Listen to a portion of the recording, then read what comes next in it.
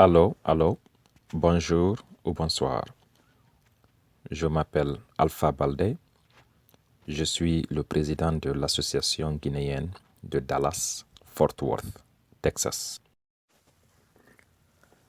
Cet audio date du 14 septembre 2015.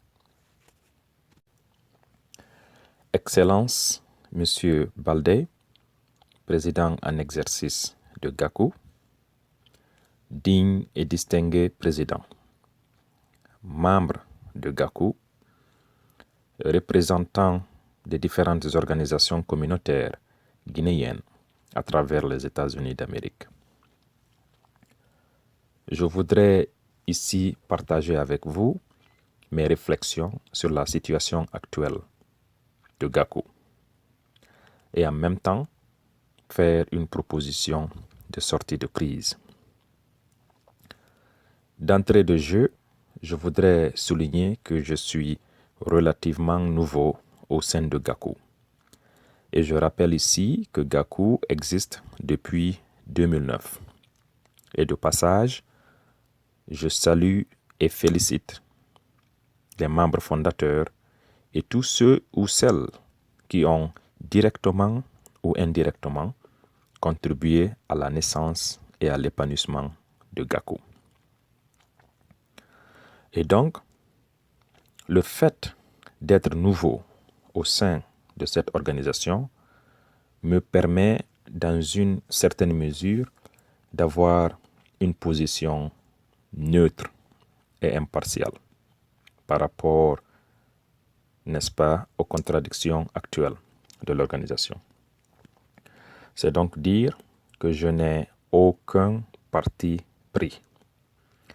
Je voudrais donc partager avec vous ma lecture de la situation actuelle.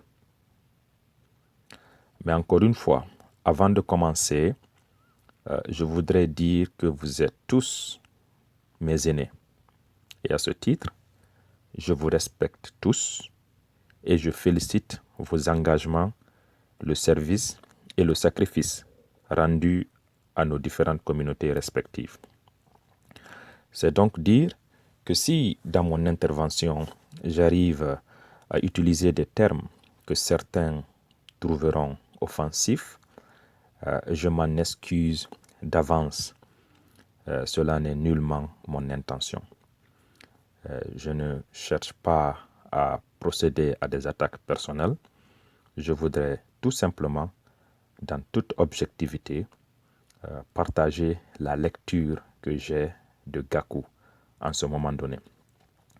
Je voudrais aussi souligner que je n'ai assisté qu'à 2 conférences téléphoniques de GACU. Mais ces 2 participations m'ont permis un peu de comprendre, n'est-ce pas, ce qui se passe actuellement au sein de GACU. Et donc, la lecture que je fais de GACU est le reflet de la compréhension que je tire de ces 2 conférences calls que j'ai eu à assister.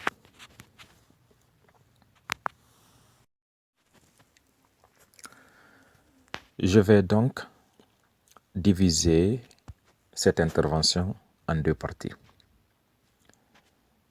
Dans la première partie, je vais essayer d'énumérer ce que j'estime être les problèmes actuels de GACU.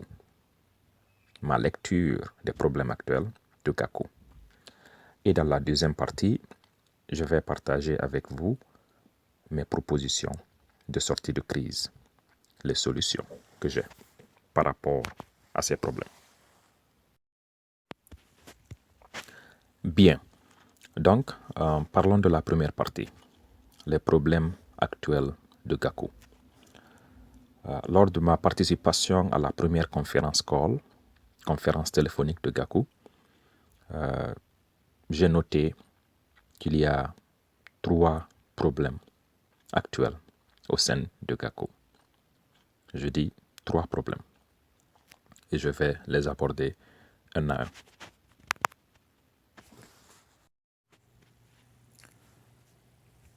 Parlons donc du premier problème que j'ai noté. Le premier problème au sein de GACU. Le premier problème que j'ai noté, on peut l'appeler manque de confiance.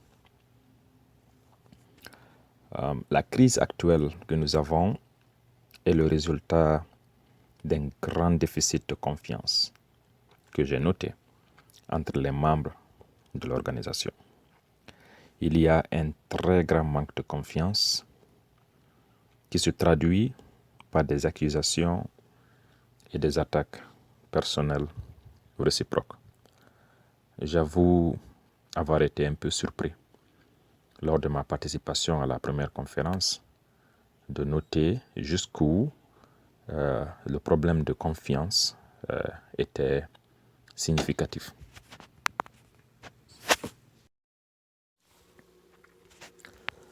En ce qui concerne le deuxième problème que j'ai observé, j'ai observé que les agendas personnels sont mis au-dessus de l'agenda de Gaku. Vraiment, j'ai un grand respect pour tous les candidats actuels et je les admire personnellement. Cependant, je voudrais souligner ceci. Il y a deux positions. Ceux qui défendent l'idée de la mise en place du bureau de Gaku, ou de façon plus précise, de la mise en place du président de Gaku à travers un processus de consensus, et ceux qui défendent la notion d'élection. Bon, ce que j'ai noté, c'est quoi? Encore une fois, ce ne sont pas des attaques personnelles, mais c'est ma lecture de ce qui se passe. J'ai observé que ceux qui sont candidats et qui sont pour le consensus, en fait, ce sont des candidats qui estiment, à tort ou à raison, qu'ils ne peuvent être présidents que si le consensus est la méthode utilisée pour désigner le président. C'est-à-dire, en cas d'élection, leur chance est minime. Bon. Personnellement, je ne pense pas que tel est le cas. C'est-à-dire, je ne pense pas que leur analyse soit nette par rapport à ça. De l'autre côté, ceux qui sont pour les élections, encore une fois, estiment, à tort ou à raison, qu'ils ne peuvent être présidents de Gaku que si l'élection est la méthode utilisée. Ici, encore une fois, personnellement, je ne pense pas que cela est nécessairement le cas. Voilà.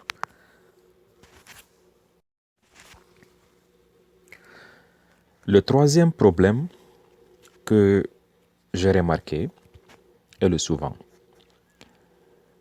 Il y en a qui pensent que c'est seulement en ayant des présidents de différentes ethnies qu'on peut montrer que Gaku est pluraliste et qu'elle compose avec toutes les composantes de notre nation. Et qu'à cet effet, l'alternance en fonction de la région serait une solution à ce problème. Ici, encore une fois, personnellement, je ne pense pas que tel est le cas. Et donc, maintenant, je vais revenir un peu plus en détail pour apporter ma contribution, mes propositions pour, n'est-ce pas, trouver une solution à ces différents problèmes. Toutefois, j'estime que la première étape pour résoudre un problème consiste tout d'abord à le poser correctement. Et donc, ici, je pense avoir posé les problèmes et je vais donc m'atteler à proposer les solutions qui s'appliquent. À présent, nous allons aborder la deuxième partie qui consiste à proposer des solutions de sortie de crise. Mes chers compatriotes, la réalité actuelle et le problème ethnique que traverse notre pays nous oblige de tenir compte du présent. Cependant, nous ne devons pas aussi laisser le présent emprisonner le futur. Gakou a l'unique position de servir de boussole aux différentes associations guinéennes en tant qu'association mère de toutes les associations, mais aussi l'opportunité de donner un exemple. Et donc, pendant la conférence téléphonique, j'ai dit que ma position serait de marier, de conjuguer le consensus et l'élection. Et comme l'a si bien souligné le professeur Ndao, ces deux concepts sont un peu flous. Consensus ne signifie pas nécessairement la même chose chez tout un chacun. De même, élection, quelque part, ne signifie pas la même chose chez tout un chacun. Et donc, je vais ici entrer un peu plus en détail pour m'expliquer. Lorsque je dis que je suis pour le consensus et l'élection, voici ce que je veux dire en profondeur. Je pense que le bureau exécutif de Gakou, et lorsque je parle du bureau exécutif de Gakou, contrairement à ce qui a fait l'objet de nos discussions, je ne résume pas le bureau de Gakou à l'unique et seule fonction du président. Je ne résume pas Gakou à la seule fonction de la présidence de Gakou. Et donc, je dis que le bureau exécutif de Gakou peut être composé en tenant compte du consensus et aussi l'élection. C'est-à-dire qu'on peut faire de sorte que toutes les composantes de notre pays soient représentées au sein de Gakou. Mais je dois souligner ici que cela ne veut pas dire qu'il faut entretenir la notion de rotation en fonction des 4 régions. Je ne supporte pas cette notion-là. Une telle approche contient de sérieux problèmes quant à son applicabilité. C'est-à-dire que même si on réduisait le mandat du président à 1 an, je pense que gérer cette notion-là en fonction d'une rotation sur une base ethnique, bien que ça semble quelque part résoudre un certain problème, je pense que cela crée plus de problèmes que cela ne résout. De la même manière qu'en Guinée, je suis contre cette notion et ceux-là qui prônent la notion du tour de telle ethnie ou de telle autre ethnie, je vais dire ici que je suis aussi contre cette même notion lorsque on veut l'appliquer à Gakou. C'est-à-dire que la question de c'est notre tour, personnellement, je n'embrasse pas cette philosophie. Je pense qu'en ce qui concerne la présidence de Gakou, nous devons faire la promotion de l'excellence. Nous devons faire en sorte que Gakou soit représenté et que Gakou représente toutes les composantes ethniques du pays, mais pour ce qui est de la fonction la plus importante de Gakou, je voudrais personnellement que nous mettions l'accent sur l'excellence et que nous fassions la promotion de l'excellence. Sinon, mes chers compatriotes, je vous dis que l'histoire nous condamnera. Si nous ne faisons pas la promotion de l'excellence, À ce niveau, je répète, l'histoire nous condamnera. Et donc, nous pouvons prendre en considération des problèmes ethniques et voir comment aménager cela au sein de l'organigramme de Gakou. Mais pour certaines positions stratégiques, je pense qu'il est temps, encore une fois, qu'il est temps qu'on élève la barre plus haut et qu'on considère plutôt l'excellence que l'appartenance régionale. Je vais rentrer un peu plus en détail et faire des propositions beaucoup plus précises. Mes chers compatriotes, j'ose croire que personne d'entre nous, membres de Gakou, est ethnocentriste. Sincèrement, je le crois. Nous sommes tous des présidents ou des délégués d'une association guinéenne qui a toutes les composantes de notre nation. Si c'était le poids ethnique qui compte, je ne serais pas actuellement président de l'association des Guinéens de Dallas. Encore une fois, je dis que si c'est le poids ethnique qui compte, je ne serais pas actuellement président de l'association des Guinéens de Dallas. Et je suis sûr que beaucoup d'entre vous se trouvent dans la même situation que la mienne. Et donc, si on a 2 candidats ou plus qui veulent être président de Gakou, personnellement, je voudrais bel et bien voir les programmes des 2 candidats. Et ensuite, les voir face à face dans un débat. Et ça sera uniquement à l'issue d'un tel exercice que je pourrai faire ma sélection. Car, encore une fois, je veux que Gakou soit représenté par les meilleurs parmi nous.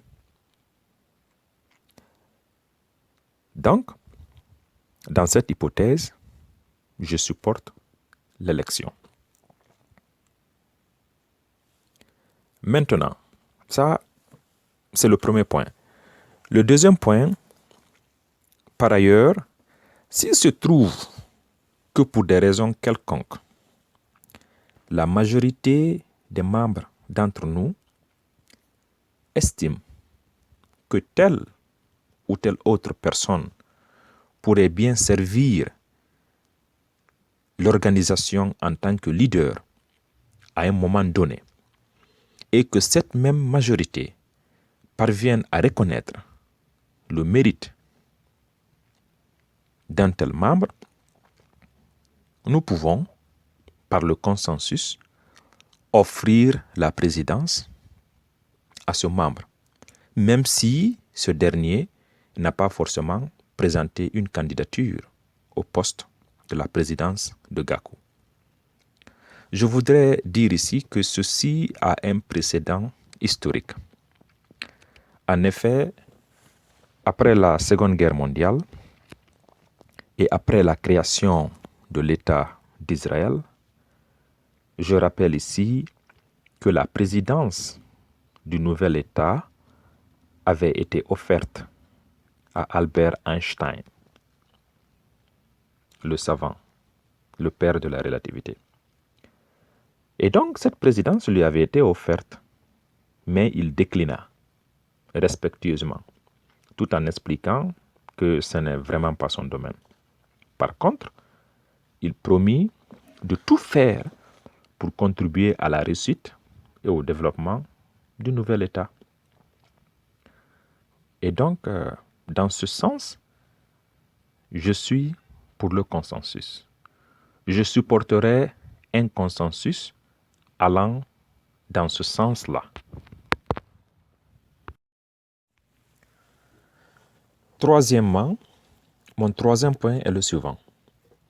Je voudrais faire une proposition et je voudrais souligner que cette proposition peut ne pas être accepté ou appliqué dès maintenant, mais dans le futur, je voudrais bel et bien voir des idées de ce genre être appliquées. Et après mon explication, je pense que vous comprendrez le pourquoi. Et donc, la troisième position, c'est quoi? C'est que je voudrais que nous mettions dans les règles à remplir ou dans la définition des critères de choix du président de Gakou, que nous disions que ne peut être président de Gakou, ne peut être candidat à la présidence de Gakou qu'un Guinéen qui a d'abord été ancien président d'une association guinéenne. Je dis bien ancien président d'une association guinéenne qui a respecté son mandat et qui a fait ses preuves dans la communauté qu'il a dirigée. C'est extrêmement important. Et donc, dans cette idée-là, lorsqu'on est président en exercice d'une association guinéenne, d'une localité de base, on ne peut pas briguer la présidence de Gakou. En mettant l'accent sur le fait qu'il faut d'abord avoir été président d'une association et qu'il faut avoir respecté son mandat et qu'il faut avoir fait ses preuves, cela nous donne une incentive. Cela donne une incentive aux présidents actuels, aux présidents qui sont en exercice et qui voudraient ou qui veulent être président de Gakou, de respecter les règles. Vous comprenez? Et ça crée aussi une sorte de compétition interne, pour l'excellence. C'est aussi la promotion de l'excellence. C'est très, très important.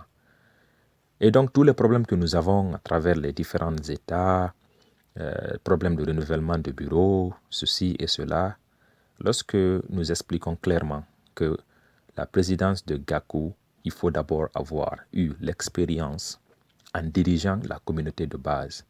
Parce que sincèrement, je pense que c'est un peu difficile de n'avoir pas dirigé la communauté de base, d'être à la tête de toutes les communautés.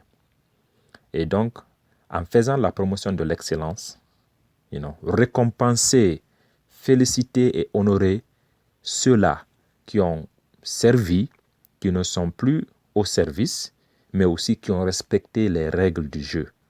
Je pense que une telle idée, encore une fois, ne peut qu'aider non seulement Gakou, mais aussi les différentes associations. C'est quelque chose qu'il faut réfléchir dessus. Mon objectif ici n'est pas d'exclure qui que ce soit ou de servir d'offense au président actuel, mais plutôt de reconnaître l'expérience et la promotion de l'excellence. Parce que, encore une fois, Gakou doit servir d'exemple. En tant que maire de toutes les associations, Gakou a la responsabilité d'être un rôle modèle. Je dis bien rôle modèle.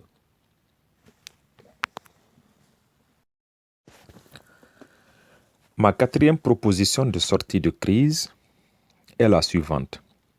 Si, toutefois, toutes les tentatives de résolution de ce problème échouent et que la situation se complique et qu'on ne parvienne pas à nous entendre sur la méthode à suivre pour la mise en place du bureau de Gakou et le président de Gakou, je pense que nous serons obligés de faire face à la réalité. Et cette réalité, c'est que quelque part, il y a un certain manque de maturité au sein de notre communauté et au sein de notre leadership. Je dis bien manque de maturité parce que cela montre que la notion de présidence, le mot président, est la source du problème et que chacun veut être président. Et donc, si c'est le poste de président qui est la source du problème, là, en ce moment, en tant que dernière alternative, je proposerais qu'on élimine purement et simplement le poste de présidence au sein de GACU. Car nous tous, nous sommes des présidents des associations. Et donc, GACU, c'est un collège de présidents. Et on peut tout simplement essayer d'avoir un secrétaire général de GACU et aussi avoir d'autres secrétariats qui vont assister et aider GACU à s'acquitter des missions que GACU va se donner. Encore une fois, je dis que si c'est le fait d'être président qui continue à poser problème et que cette notion risque de détruire GACU, là en ce moment, je proposerais qu'on trouve cette alternative-là. Parce que, tenez-vous bien, ce qu'il faut éviter ici, c'est la cassure de GACU. Et je sais qu'il y a certains d'entre vous qui pensent peut-être que, bel et bien, si telle ou telle ville décide de se retirer de GACU, de toutes les façons, GACU va continuer à fonctionner, ainsi de suite. Je pense que c'est une erreur monumentale. Parce que si nous ne parvenons pas à trouver une solution, ce qui risque d'arriver ici, c'est que si assez d'États ou de villes se retirent de GACU, je vous assure que vous verrez la naissance d'une autre organisation parallèle qui va évoluer parallèlement à GACU. Et je ne souhaite pas que cela soit le cas. Donc, c'est extrêmement important que nous prenions toutes ces données en considération. En conclusion, nous pouvons et nous devons prendre en compte le présent sans pour autant laisser le présent emprisonner le futur. Je voudrais vous demander de regarder l'avenir et de revenir à l'essentiel. Les divisions régionales et les considérations ethniques ne sont pas le futur de notre cher pays et de notre chère communauté guinéenne. Et nous devons poser des actes qui vont nous honorer pour l'éternité. Je rappelle que les hommes naissent et passent. Et je suis sûr que GACU existera. Et j'espère que GACU existera lorsque nous tous, nous ne serons plus de ce bas monde. Et nous devons faire de sorte que les générations futures soient fières de nous. Je vous remercie.